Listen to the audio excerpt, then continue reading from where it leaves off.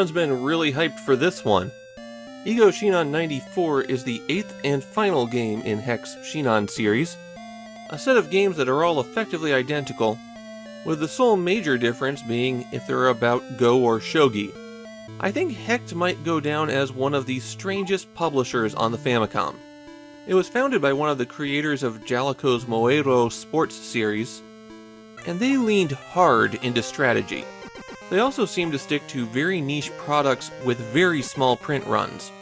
That has made multiple Hecht games some of the Famicom's rarest and most expensive titles. No matter what the trends in the industry were, Hecht was off by themselves doing their own weird thing. Hecht is going to keep on going, releasing any weird thing that pops into their heads. Eventually, that strategy of being a tiny company that releases weird things catches up with them, and they shut down around the year 2000. Igo Shinan 94 is also Hecht's last Shinan game. The series doesn't transition to any other platforms. To understand Igo Shinan 94, you first have to understand what Igo is.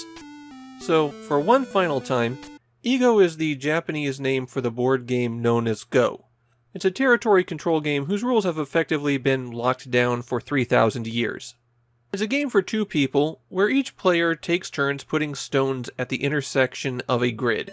Your goal is to surround territory with stones of your color, and if you completely enclose your opponent's stones, then they're removed from the board and count against their score at the end of the game. This goes on back and forth, trying to outmaneuver the other player for a while, until eventually both players pass because they think that they can no longer earn any points. Go was a long-standing challenge for creators of AI, because the deep search space in the 19x19 Go board made traditional AI approaches to games effectively computationally impossible. So how do you make a Go game that works on an 8-bit microprocessor like the Famicom's? Well, for the Shinan series, you don't have any AI. Instead, the Igo Shinan series consists of compilations of played Go games. Just 91 of them this time.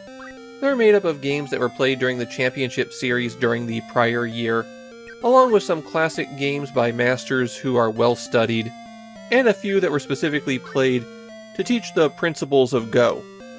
There are 4 different ways that you can observe the games. First, you can just watch the game play itself. Second, you can watch the game play itself, but you have to hit the A button to advance each move.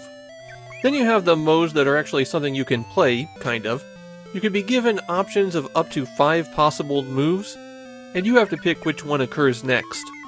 Finally, the entire board is available to you, and you have to predict what occurs next from all possible moves.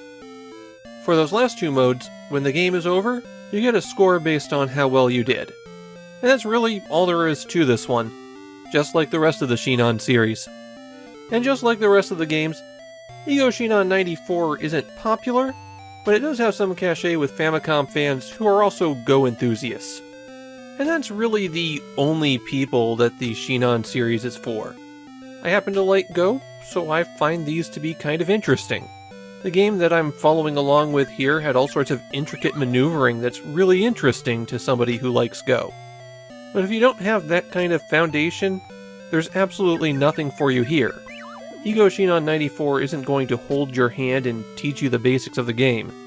It's for people who already know how to play and want to learn how to play better. It might be for a tiny niche, but there's nothing else quite like the Shinan series out there.